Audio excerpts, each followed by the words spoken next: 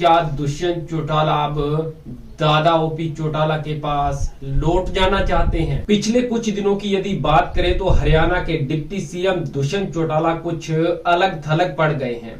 हालांकि बीजेपी के साथ गठबंधन की सरकार चला रहे हैं, लेकिन न तो भाजपा उनकी सुनती है और ना ही भाजपा खुले तौर पर वह काम करने देती है अपने सहयोगियों को, क्योंकि लगातार भाजपा के खुद के सांसद ने भी यह आरोप सीएम पर लगाए हैं। खैर, बात करते हैं डिप्टी सीएम दुष्यंत चौटाला की।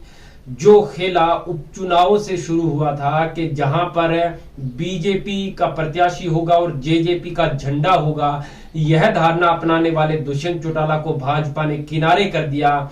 लेकिन फिर भी डॉक्टर अजय सिंह चौटाला, दिग्विजय चौटाला और दुष्यंत चौटाला इस बात पर बल देते रहे कि गठबंधन जो है मिल करके नगर पालिका और नगर निगम के चुनाव लड़ेगा। लेकिन भाजपा ने इसे भी खारिज कर दिया और कहा कि हम खुद अकेले लड़ेंगे और अपने सिंबल पर चुनाव लड़ेंगे। तो अब बड़ा सवाल यही है कि बीजेपी से धोखा खाए दुष्यंत चौटाला क्या अब अपने दादा के पास उनको लौट जाना चाहिए? और यदि वो अपने दादा के पास लौट जाएंगे तो इससे इंडियन नेशनल लोकदल पार्टी का क्या होगा, जेजेपी का क्या और बीजेपी को क्या नुकसान हो पाएगा? इन बातों पर हम बातचीत करेंगे।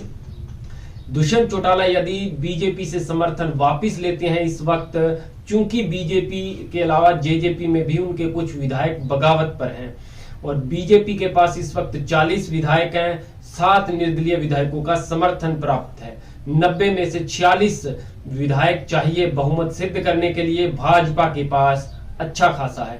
इसके अलावा यदि फ्लोर टेस्ट की नौबत आती है तो कुछ जेजेपी के विधायक भी क्रॉस वोटिंग सरकार के पक्ष में कर सकते हैं।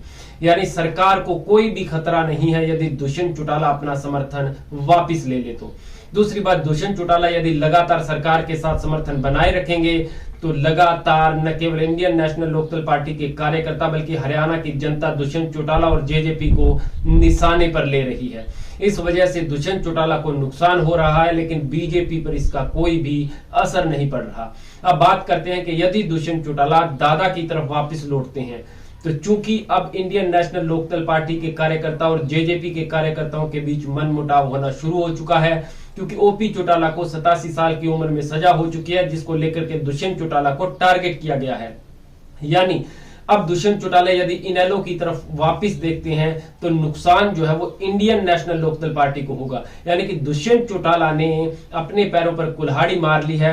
यदि बीजेपी के साथ रहते हैं तो भी कोई फायदा नहीं, बीजेपी से अलग होते हैं तो बीजेपी को कोई नुकसान नहीं, और बीजेपी छोड़ करके जेजेपी जो है इनेलो के पास जाती है तो इनेलो को नुकसान होगा, जेजेपी को नहीं, और दोनों के साथ आने पर नुकसान होगा, फायदा नहीं। ऐसा राजनीति के जानकार मानते हैं जो सोशल मीडिया पर खबरें वायरल हैं। यानी कि आने वाला समय, अब नगर निगम के जो चुनाव हैं वो जीत करके दुष्यंत चौटाला कहीं ना कहीं जनता के बीच पहुंचे तो जेजेपी को शायद वो फिर से खड़ा कर पाए, अन्यथा बीजेपी के साथ जिन भी सहयोगी दलों ने गठबंधन किया है उसका यही हश्र भाजपा ने किया है। चाहे अकाली दल पंजाब में हो, चाहे हरियाणा विकास पार्टी की सरकार बंसीलाल ने चलाई हो भाजपा के साथ, चाहे इंडियन नेशनल लोकदल पार्टी ने बीजेपी के साथ गठबंधन किया हो, हरियाणा जनहित कांग्रेस ने भी भाजपा के साथ गठबंधन किया था।